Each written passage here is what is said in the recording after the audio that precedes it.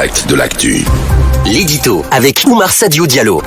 Hiɗen jikkini komagol hara hiɗen kooƴa ko kamen yiyata goɗɗo no jogii téléphone ji jungo ngon tew ma iya imo jogii téléphone ji satta piriji hara imo maapi ko ñaama ma hara hay coggu recharge o ala iya goɗɗo no watti veste haɓɓi cravate waɗi suliyewal no yehi jooɗi e kafew ñallal ngal fuu hara golle makko wo haalaji jani ma sira mukke marɓe muyta soketi lamɓe hiɓe ɗaɓɓa tun kumpite ko ɓe yottina fino ɓe heɓira no ɓe feƴƴinira tawale hino woodi golleji e bange buyɗi ɓe wawi waɗude ɓe wura lakkere maɓɓe laaɓunde kono ɓe waɗata ɗum accanɓe ɗaɓɓugol ka ɓe ñeñina hara ɓe gollali hiɓe jiñani gurdam welɗam kono golle maɓɓe ko puydan ko ɓuuri e hewde ko enen hiɗen hiɗi ko weli ɓuuri kumi jonjo sagu men koyo weli tun nayo wulu andale si welay mata o wula ko kamen yiyata goɗɗo hara imo selliri wa bankirgal hara o jukka o ñawsa o feeta o feetiraka kono golle makko wotoragol ɗoyo ɗaɓɓude kaw golla o yoɓe hara imo mawnintinani ɗum himo bañi yarugol hawkandimankaku makko o fonta juuɗe o toro kono o bañaki ñoragol tuɗano golle sifa ɓen wona kamɓe mimmi ɓuuri e felude ko hokka e ɓeɓe ɓen ko ɓe woni ɓe jiñinde kono ko ɓuuri ko wonde kono lamɓe leydi wayi wo yimɓe leydi wata no fanɗi leydi ndi jukkunnajo ala kono no fanɗi kadi ka yiyata yimɓe hino yalta e toragol e hoore laawi ma naata e ndu yalta e ndu haray laamu ngun hino ƴetti pee fi huɓindagol sifa ɓe yimɓe ɗon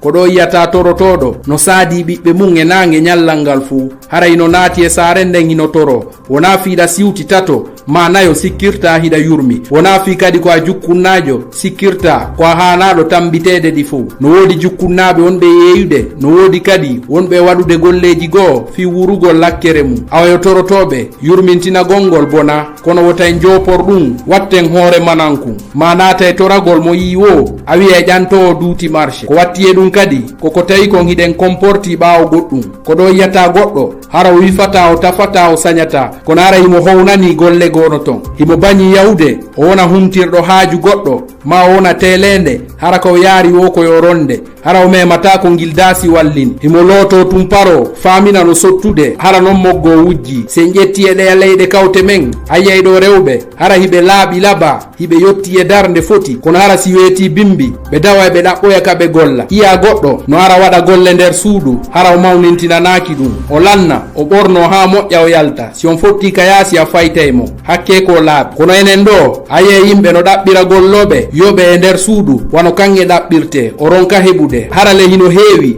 wullitotoɓe inna kañum ala ko golla kono si a fewtiniɗoji o ma suka wonɗo ka saare ɗo a ennimo yo yawo gollana goɗɗo golle nder suudu hara ya addigere ɓayro yewtete konguɗi ɗi nene bono nanali ma o innama ya daarimo ka koyɗe ha ka ɗuure simo nandi e waɗayɗo sifa ɗin golleji ma ɓe innama ɗum ko golle iwruɗo ka fulawa hara noon kamɓe tigi hayndu bobo feera ɓe ala ka ɓe woni ɗon kono hiɓe bañi ko mo dade en sonja ɗon awa hani ka watta nden ila anden golle laaɓude hersinaki no ɗe wayi wo ɓayru aray ko lakkere ma laaɓude wonɗa e ñamude mo hawnanike non golle o wi ɗum no satti o anda e angal ngal ɗum wara e mone adda jasinede kadi hakkunde jama on wassalam.